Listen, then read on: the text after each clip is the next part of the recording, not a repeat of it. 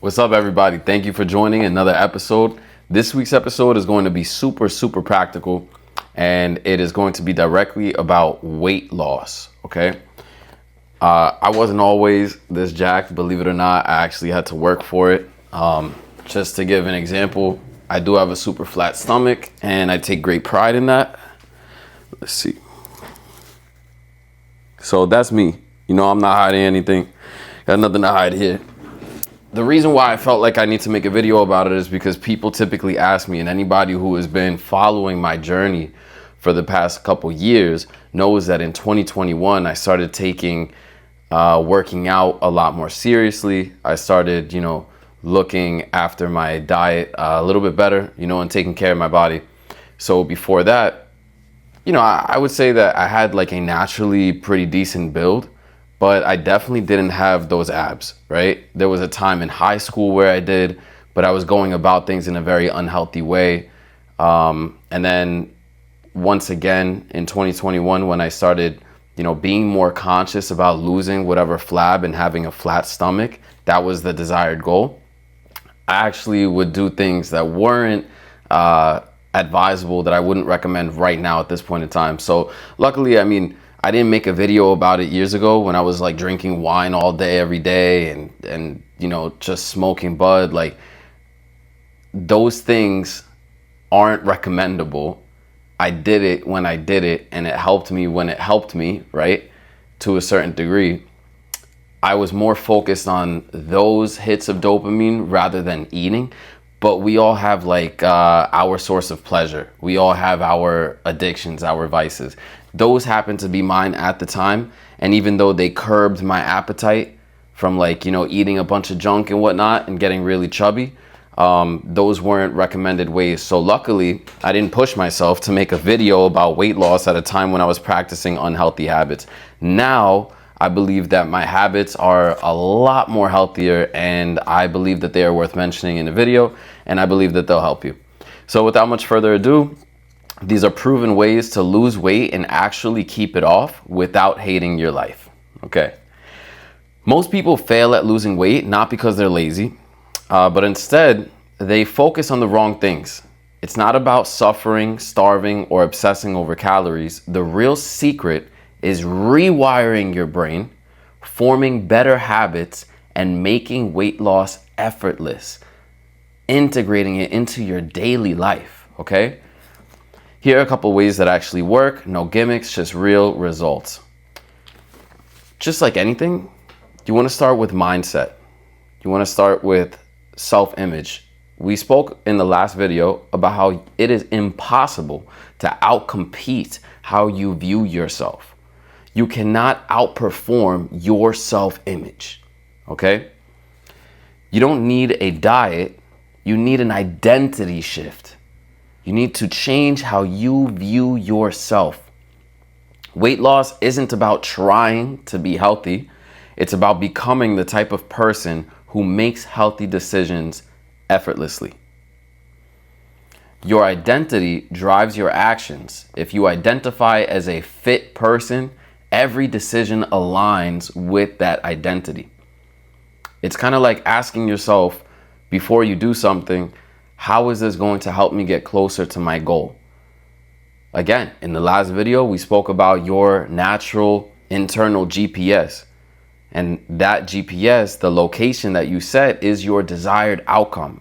When you have a desired outcome, or you have a goal that you are looking to accomplish, not trying to accomplish, you are in the process of accomplishing, then you know what you have to do, and you are questioning your decisions to see whether or not it will benefit that desired outcome, whether or not it is bringing you closer to the desired outcome, okay? There's a fantastic quote that goes along with this by the author of Atomic Habits, James Clear, and it goes like this: you do not rise to the level of your goals, you fall to the level of your systems. This first thing that we're talking about is identity, self-image, and mindset.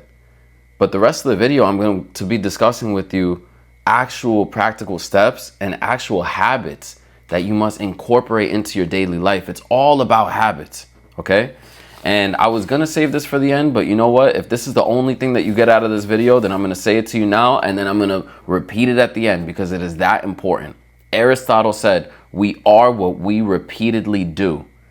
Excellence, then, is not an act, but a habit. We are what we repeatedly do.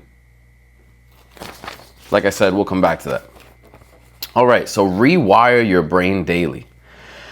Your mind controls your cravings, your discipline, and your energy. You control your thoughts. This is where it all happens, right up here. Because when you think, what you think, you do. And what you do, you are. And what you are is the whole deciding factor of what results you will get. So results, all the way at the end, all the way at the beginning, is your thoughts.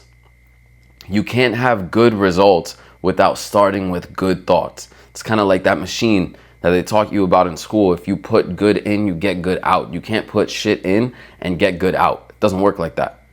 You can't put in bad ingredients and get a good product. You have to start with good, stay good, do good, get good results. Use visualization, affirmations, and small daily wins to reinforce your new identity. I'm over a month without alcohol. And you know how many times I talk about it a day? At least 4 or 5 times. Like, it is part of my identity now to talk about how much better I feel without alcohol. It is part of me now to talk about the benefits of living without it and comparing life before and life now. Telling people, wow, you know, I used to do this and I can't believe it. And now it's hard to imagine, you know, that it would get like this one day. That I would be living such a lifestyle free of the chains of addiction to alcohol. It's incredible. But the whole point that I'm saying here is that I am reinforcing my self-image. I am rewiring my brain. And that was the hardest part. The hardest part was the first 2 weeks.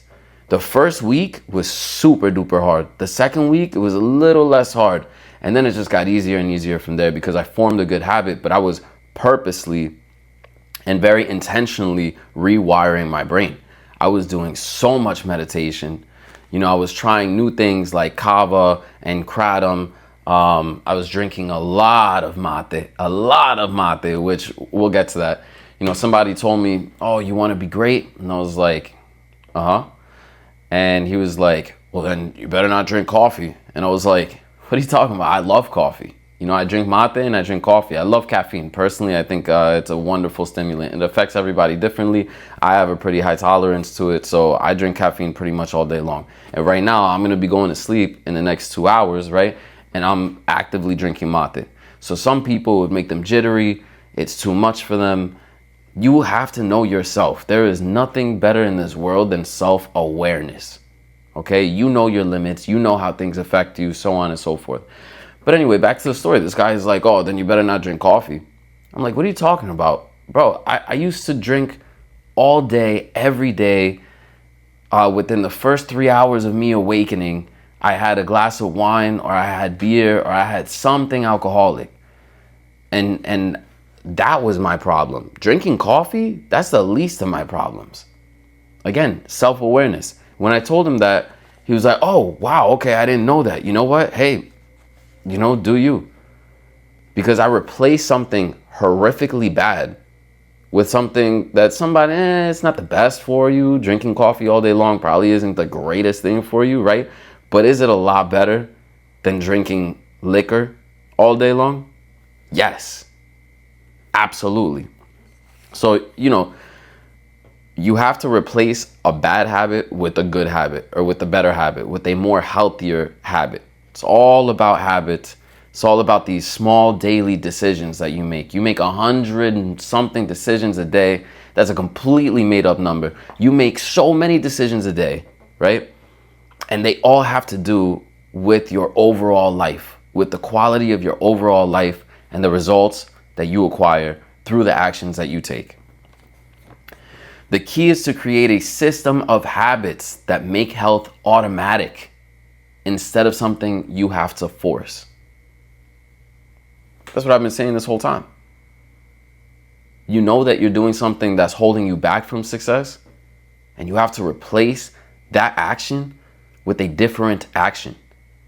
For example, you know that when you wake up, the first thing you do is grab your phone and you stay in bed for the first hour of your day, just scrolling on TikTok, consuming. Okay, so that habit that takes up an hour of your day obviously is not helping you in any capacity. So what can you do? Replace that habit with something better. You grab your phone and you read 3 inspiring quotes. And then you're up within the first couple minutes because now you're inspired. And then, you head off to the gym. That's a much healthier habit that you can instill in yourself. Once you start doing it, once you're 3 weeks in, this is now a daily thing. This is part of who you are. Make it your identity. Believe and visualize and see and verbalize who you are, how you view yourself. And don't allow for the naysayers to affect you in a negative way. People will say stuff, but you have to allow that to fuel the fire. People tell you that you aren't how you view yourself, and you're moving in a positive direction. They want to hold you back. Take what they're saying and make it motivate you. Take it and run with it. Be like, I'm going to prove them wrong. I'm going to show them that I'm right. You understand? All right, moving on from identity and mindset to nutrition hacks. This is so important. Yerba mate, which is the tea that I drink, which if you don't know how to spell that, YERBA space MATE. With a Argentine accent, it's yerba, but super American or English, you would say yerba, right? YERBA, yerba mate. Boom. You'll never hear me say it like that again. It's yerba mate, okay? I want you to say it correctly too. Enhance your culture. Speak the way that it's supposed to sound, okay? So if you forget what that is, you could simply type in on Google the tea that Messi drinks. You see Messi on my thermos right here, number 10. That's right. So the reason why I'm bringing this up to you and why I believe it's so important is that yerba mate is a superfood, right? Much in the way that blueberries are, kale, spinach, it's a superfood. It has an overabundance of vitamins that are vital to sustain human life. Right now, it's catching a lot of traction on TikTok and other social medias because it is now being referred to and known as nature's Ozempic. Ozempic is a big problem. You see Ozempic face on a lot of people that are taking it, Hollywood celebrities and stuff. Their face is thinning out in a way that's not like me. I just did that. I look handsome as hell when I did that. But these people that are taking this drug, Ozempic, it's making them look like skeletons. Like, it is not a healthy form of weight loss, okay? But yerba mate is nature's Ozempic. Why is it being referred to as that? I'll tell you why. There's a plethora of reasons. And if you Google what are the benefits of yerba mate, the health benefits, the list goes on and on. It is so long that I lose people typically after the third or fourth thing because it just sounds too good to be true. Most people, they're like, why do you drink that? And I'm like, well, it has this, it has that, it has this, it does this. And they're like, And then I lose them because it sounds too good to be true. They're like, no way. Like, if it was that good for you, then everybody would know about it, right? Yeah, you would think. But if you know anything about the pharmaceutical industry, about the government, about in America, it's like the processed foods, McDonald's on every block, liquor stores on every block. They don't want us to be healthy. You need to want to be healthy. Yerba mate curbs appetite. It increases metabolism. It aids in digestion. And it is packed with vitamins. When you read the list of the vitamins that yerba mate has in it, it's insane because it has like A, B, C, D, all the vitamins, magnesium, zinc, iron, calcium. It's unheard of, unreal how healthy this stuff is for you, okay?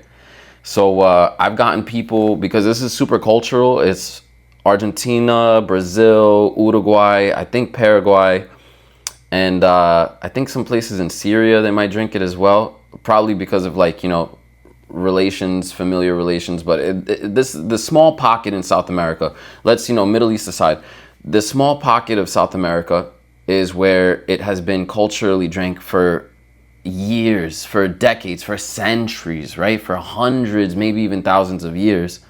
And the Guarani tribe, which was a native tribe, is a native tribe in South America, in those areas that I mentioned, they were the ones who first started consuming it and first started cultivating it, right? So an interesting story about that is that when the Spaniards came to the new land and they came to that specific spot, this isn't a history lesson, so like, yeah, my history might be a little off. They went here, they went there, it doesn't matter. When they finally reached this particular spot where I'm talking to you about, right? And they noticed that the tribe was only eating meat. And they knew that in Europe, if you ate too much meat, you got King's disease, which is gout. You got inflammation in your legs, you know, from eating too much meat, not having enough vegetables. And they realized, you know, there's something that they are doing that is different. And they finally came to the determination that the tribe was eating all this meat, but that they were also consuming this tea. That was enough to prevent them from getting that inflammation and from catching King's disease, which is gout, right? And it's not a viral infection, so catching isn't the best term for it. But when you eat too much meat and you don't have a lot of vegetables, supposedly you get gout. I don't know. Now with the carnivore diet, who knows, right? Who knows? I don't know.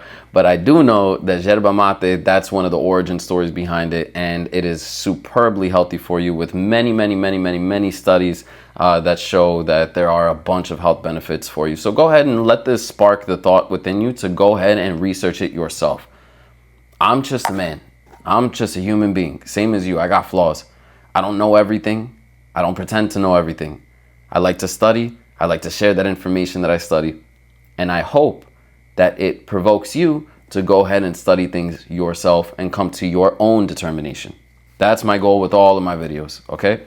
To help you to think more and to do more for yourself. So one of the reasons why I also love this is that it also serves as a healthy substitute for oral fixation. So drinking something instead of snacking, or if you're used to hitting your vape, or if you're used to smoking cigarettes, or you're used to smoking anything really, and you're used to that feeling of, you know, your oral fixation, having something in your mouth, chewing gum all the time, whatever the case is, I am drinking this all day long. Yes, it's habit forming. Yes, it's addictive, right? But would you rather be addicted to smoking cigarettes, or would you rather be addicted to drinking tea? The choice is yours, man. You make it. So you got to weigh out, you know, checks and balances. You got to weigh out what's going to help you get further in life. Me, I'm glad that my addiction is tea, and it happens to be a superfood that has all these antioxidants and great things for you. Studies show that yerba mate can help with fat oxidation, making it a natural tool for weight loss. Now remember, I gave that first that first reason for why yerba mate is good for you, and it was like all these reasons in one sentence that you might have overlooked it, but it curbs your appetite. It increases your metabolism. It aids in digestion and is packed with vitamins. Those 4 reasons alone are enough for you to go get a bag of yerba mate and start drinking it instead of consuming all the crap that you've been eating and drinking. Okay? This alone, if you do nothing else, form the habit of drinking mate. You don't have to drink it like me in a traditional gourd and having the bombilla, which is a straw with the filter at the bottom. You could make it in your coffee machine. You could get a tea strainer. It's the easiest thing. This is just how I like to drink it. Now let's move on, because I think that I drove home some good points as to why yerba mate is absolutely fantastic for your health, and it's going to absolutely help you lose weight and keep it off. But at this point, the choice is yours. You got to look into it yourself. Replace processed sugars with natural alternatives. Yo, I don't know if it's just my Facebook algorithm, but I've been seeing all these healthy alternative recipes. Like I love Snickers, but Snickers is crap, right? Like I found this recipe that they take dates, they layer the bottom of a baking sheet or whatever, like like a cake dish or whatever you cook a fucking cake in, bro. I don't know. They put the dates at the bottom, peanut butter, peanuts, and then chocolate on top.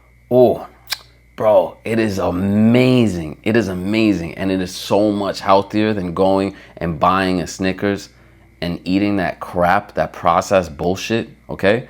You have to find, natural ways to fulfill that craving of sugar.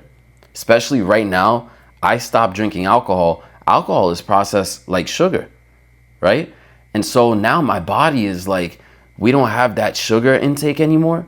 And it's like, dude, we need sugar, we need sugar, we need sugar. So I've been getting chocolate, I've been getting candy, like having this, newfound craving, this sweet tooth that I didn't nearly have as bad as before. But now it's like, okay, today, for example, I took my jar of peanut butter, I took a banana, and I took a apple. I went to the laundromat, I did my laundry, and I satisfied my sugar craving with peanut butter and apple and a banana. Incredible, incredible. Like, you don't need to eat all this processed sugary garbage if you could eat nature's sugar, which I'm not gonna sit here and be like, that the sugar from what I just mentioned, peanut butter, apple, and banana are good for you. No, it's not, but it's a lot less bad for you than eating an entire chocolate bar or an entire bag of candy. Again, it's all about these decisions, these small tweaks that you make daily, okay? Sugar cravings kill progress, but the solution isn't quitting sugar, it's switching to better sources. Replace candy bars with fruit, peanut butter, dark chocolate, or homemade trail mix. Dude, you know how bad I want to just have a bag of chocolate and just eat the chocolate nonstop? But what I really want is that little sweet dopamine hit from the chocolate. Which, by the way, yerba mate affects the brain a lot in the same way that your brain is affected when you eat chocolate, just so you know. But anyway, what I've done with trail mix, I got the omega-3, trail mix with the walnuts, the cranberries, pepitas, and, stuff like that, almonds. That is too dry for me by itself. So I take a handful of chocolate morsels, I throw it into the bag, I shake it up, and now I'm like digging for that next scoop of trail mix because I know there's gonna be a little chocolate inside of it. I'm hacking my brain. The more you understand how your brain works, you understand self, you understand your cravings and this and that, you could really hack the system to make those small tweaks so that you are more healthy overall, okay? All right, movement and exercise. I had been neglecting this for so long, bro. I exercise, and my cousin, who he is like a certified personal trainer, he told me that I should be looking into doing compound exercises like deadlifts and squats. And I was like, oh man, I don't know about that. Like, I'm good with my machines, And when you sit at the machine, you do what you gotta do. You just follow the movements of the machine and all is well, all is great. But you hit a plateau. And when you hit a plateau, you have to switch things up to break the plateau. And then the plateau eventually happens again. Once again, you have to shift what you're doing to break the plateau. This will happen over and over and over. So sometimes I do heavy weights and only 3 sets and 8 reps each set. And then once I hit that plateau, I switch over, which takes about 2-3 weeks. Your body gets used to it.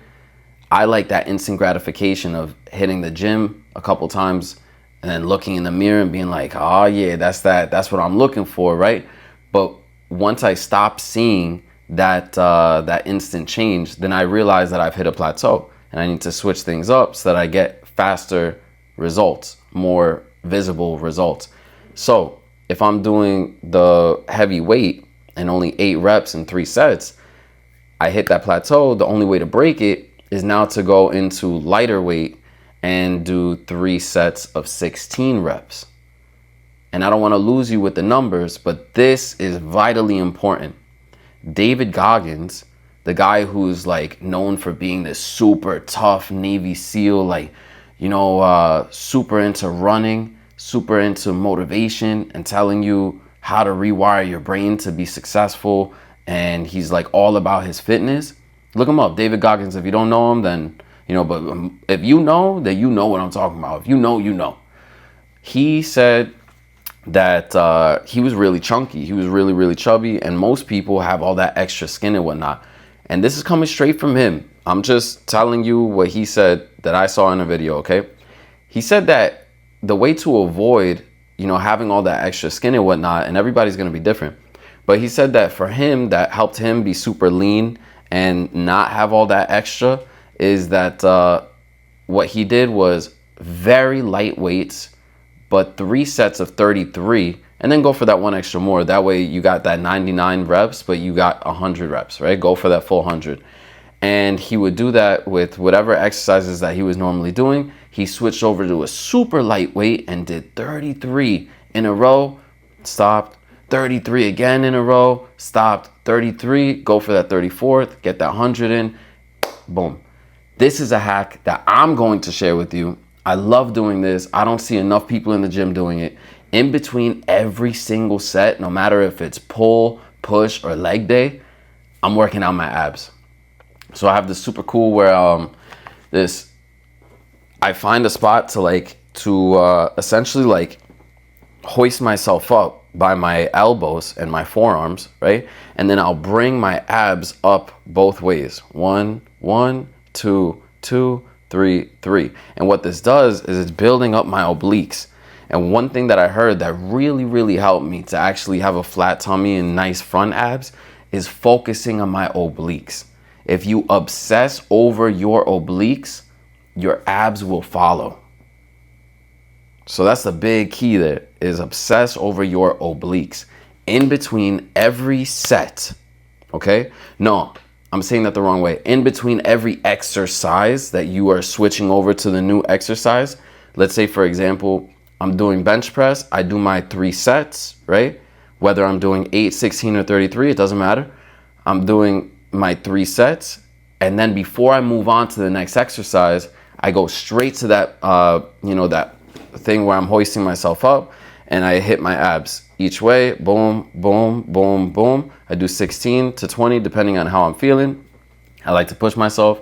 The more you do, the more results you're gonna get. So push yourself. Come up with your own numbers. That's huge for me, and I don't see enough people doing that. And if I can't find the thing to hoist myself up, then what I'll do is mountain climbers. So mountain climbers is when you are putting yourself in plank position, and you're parallel with the floor, and then you're moving your knees up. And I like to go in a more oblique directed fashion. So I'm moving my knee to my elbow outwardsly, not straight, outwardly. So that I'm really targeting those obliques, okay? Back to compound exercises. The best exercises for fat loss are compound movements: squats, deadlifts, pull-ups, and bench press. I do a push-pull leg split. Okay, every day I change from push day was yesterday, today was pull, tomorrow's gonna be leg, and then I'll start all over again. But I have found compound exercises for all of those days. So, look it up, ask ChatGPT, look it up on Google, whatever you gotta do to incorporate compound exercises into your specific situation. Or talk to a personal trainer. One of the biggest and best things that you could do is going to somebody who is more of an expert in that subject than you are. Don't bear the weight of trying to figure everything out by yourself. You're just making life harder for yourself. Make life easier by asking somebody who is already good at it. Now, don't go ask a fat person how to lose weight. Ask the person who lost weight how to lose weight. You have to determine who actually achieved this goal before. That's like teachers trying to teach you how to start a business when they're just teachers. They didn't start a business. So what the fuck do they know? Compound exercises burn more calories, increase strength, and build lean muscle which speeds up metabolism, burns more calories, increases strength, and builds lean muscle, which speeds up metabolism. Again, the things that I've mentioned so far, I mean, yerba mate increases your metabolism, eating more protein and meat, right? That should speed up your metabolism. I'm currently taking ashwagandha. You look into that on your own accord. I believe in, the supplements that I'm taking, but at the same time, I think everybody has a different effect. Certain things affect people differently, and you need to look into how it will affect you. Try things out, small doses, see how it's going to be incorporated into your daily life. Maybe it won't work for you. Some people, they say that they become these emotionless zombies off ashwagandha. Me, I'm way too emotional to begin with, so it's only going to help me to be a more balanced person. Lowers your cortisol levels and less stress. It helps your blood flow, it helps your muscles, with definition, stuff like that. So for me, it's a wonderful, wonderful thing. To some people, not so much. They become emotionless. Like I said, that's not a problem that I have to worry about. Okay, I'm already so much with my emotions. I need the ashwagandha to balance me down. Machines are fine, but incorporating more full body movements will accelerate your fat loss. That is so true. I was stuck on machines for so long. I started making so much more progress when I started incorporating the compound exercises. I've been doing them now for maybe 2 months. 2 going on 3, but the freaking results that I've been seeing are incredible. So highly recommend it. Go ahead, start incorporating compound exercises. Leave the machines to the senior citizens, okay? Make stretching and mobility a habit. Yoga, Tai Chi, or dynamic stretching improves flexibility, circulation, and recovery. I started doing Kung Fu last year, and one of the things that the sensei or Sifu would always say is, wow, you lift weights, don't you? And I'm like, yeah, I do. How'd you notice? And he's like, because you're very stiff. I'm like, man, so it's not really helping my Kung Fu. I'm not going to stop lifting weights. If anything, I stopped doing Kung Fu so much, but I still do yoga. I still do Tai Chi. I'm looking to get back into martial arts. That's a different story. But yeah, stretching is so important. And I am super flexible. I hear people in my massage class. I'm currently in school for massage therapy. And I get a lot in comparison to the other students that I am more flexible, right? I have more range of motion. And the reason for that is because I've been doing yoga for years. I've been doing Tai Chi for years. It makes me feel so much better. And there was a time where I had 2 inguinal hernias and I had to get operated on. And my muscles were so tight, right? Because they were traumatized essentially. And when your muscle gets hurt, it inflames to protect itself. And then your mind-body connection, it doesn't want to get hurt again. So it thinks that it's doing the right thing by keeping that muscle tight. And so you need to loosen it up. You need to loosen it up to help blood flow, help circulation. You help your flexibility. You help yourself overall. And that also affects your mind as well. Stretching is like a moving meditation. So take that time to meditate, to not focus on your day-to-day tasks, but to really find solace in those moments of quietness. Stretching is so important. A body that moves well burns more calories and stays injury-free. Okay? If you're stiff and in pain, you'll move less. So mobility is key to long-term fat loss. Again, if your body is stuck and your muscles are tight, you're not going to move as much. And moving is exactly what you need. And we'll get into that. That's one of the next things. Moving is exactly what you need to lose weight consistently. You need to live a lifestyle of movement. Okay? If you're sitting at a desk for 8-9 hours a day, and then you're in your car, or you're on the train, you're on the bus, you're just sitting. It is horrible for your health. Okay? And you're not going to lose weight like that. This is a little hack that I figured I would mention. Jump rope is more effective than running. I heard that. I didn't look too deep into it, but I know that It helps me. I bought a jump rope. I keep it in the back of my car. I go to the gym. Before I even walk in the gym, I'm outside in the sun in Florida. Boom. I'm getting my tan and I'm hitting the jump rope. It's incredible. Jump rope burns more calories per minute than running. It improves coordination and is easier on your joints. So boom. That's all the research you need, man. No, I'm playing. Go ahead and research it yourself. You'll see. But I did include that there. It's also portable. You can get an amazing workout anywhere with just a rope. Rocky Balboa. Think about it. Think about it. So yeah, I like to jump rope. It's more effective. You burn more calories. It improves your coordination and it's easier on your joints. A lot of people that have knee problems from running so much. David Goggins, funny enough that I mentioned him, he had to have knee surgeries. I mean, nobody wants that. I don't want no knee surgery, you know, so let's do jump rope instead of focusing on running all the time, okay? On to the next. Stop working out. Start living an active lifestyle. Take on healthy habits, healthy, you know, hobbies like basketball, soccer. I love to go running next to the beach. It's beautiful. Right next to the beach, right on the Broadwalk in Hollywood. You have, you know, don't run in the sand. I don't really recommend that. Then again, I'm not an expert in this subject. It's just what I do, so I'm sharing with you what I do. I don't know if running on the sand is healthier, whatever. You look into that yourself. I don't like the slope. I don't see how that's going to be like, you know, healthier for you. But regardless, I like to run on the Broadwalk because I like to be at the beach. I like to see all the people at the beach. I see people that I know in my town, in my city, and it's super cool. You know, I'm just running on the beach. I know this is right after I just said that jump rope is more effective, but it's about finding the things that you like to do.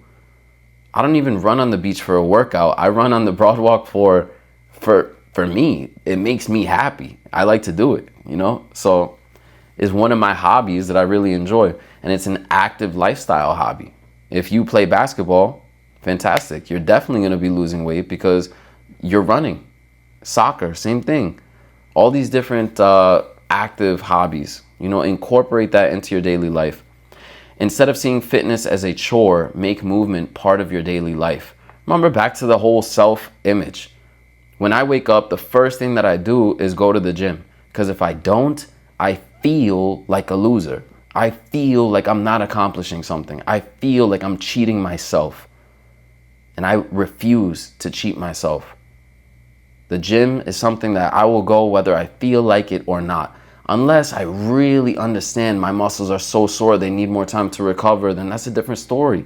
Listen to your body. Your body will tell you what it needs, okay? But instead of seeing fitness as something you have to do, make it something that you want to do, something you enjoy doing. Walk more, take the stairs, do quick workouts throughout the day. If you're watching TV, you're watching Netflix, you're watching Hulu, you know, it's a down moment, do 50 push-ups. Plank for 2 minutes.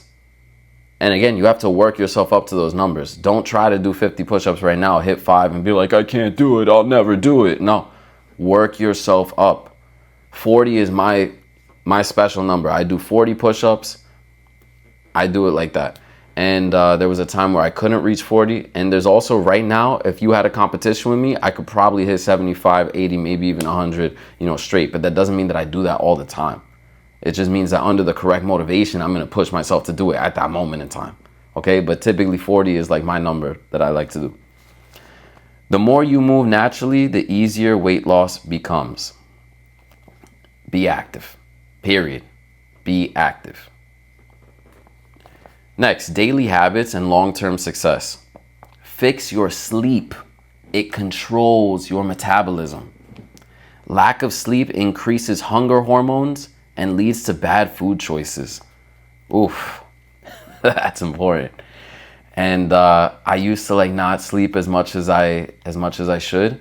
At this point in my life, I don't know if it's because I'm super busy with work, school, and everything else that I'm doing, but like I feel it so much if I'm not sleeping properly, bro. Like today I took a nap. I don't know how to nap. I tried napping for an hour, ended up asleep for 4. You need to sleep. Your body, once again, will tell you what it needs, and you need to listen to it. You can't pour from an empty cup. Fill your vessel with goodness, listen to it, and provide it with what it needs. Make sleep a priority if you want sustainable weight loss. This is like the third thing that I mentioned that affects your metabolism. And metabolism is the key here. Super duper key. Metabolism. Work on improving your metabolism. Okay? Tips: stick to a consistent sleep schedule and avoid screens before bed. Yeah, it's easier said than done. I understand that. It's easier said than done. So don't take that too seriously. Just understand it's legit. You should stick to a consistent sleep schedule. Me personally, I understand that that's not really possible for me. And maybe that's a mindset thing. Maybe I need to shift my mindset to understand that it is not only possible, but it's necessary. One day we'll get to that. Maybe next year I'll be making a different video and I'll be like, oh, you know how important it is to be consistent with your sleep schedule. But right now, I know I can't. So again, self-awareness is key. Weight loss equals a game of habits. Forget extreme diets. Focus on small daily changes that stack over time. Instead of aiming for perfection, just aim for progress. Little habits like drinking yerba mate instead of soda, walking daily, and choosing whole foods create massive long-term results. At the end of the day, weight loss isn't about punishing yourself. It's about upgrading your habits and identity. It's about setting up a system where being fit is effortless. You don't have to be perfect. You just have to be consistent. And like I said earlier in the video, I want to read this quote to you. Super, super important. I'll say this as many times as I need to for you to remember this. Aristotle said, "We are what we repeatedly do." Excellence, then, is not an act, but a habit. If this helped you, hit like and comment below. What's one habit that you're changing today? Subscribe for more real-life strategies to rewire your mind and body. I'll see you next time. Thank you so much for everything. Peace.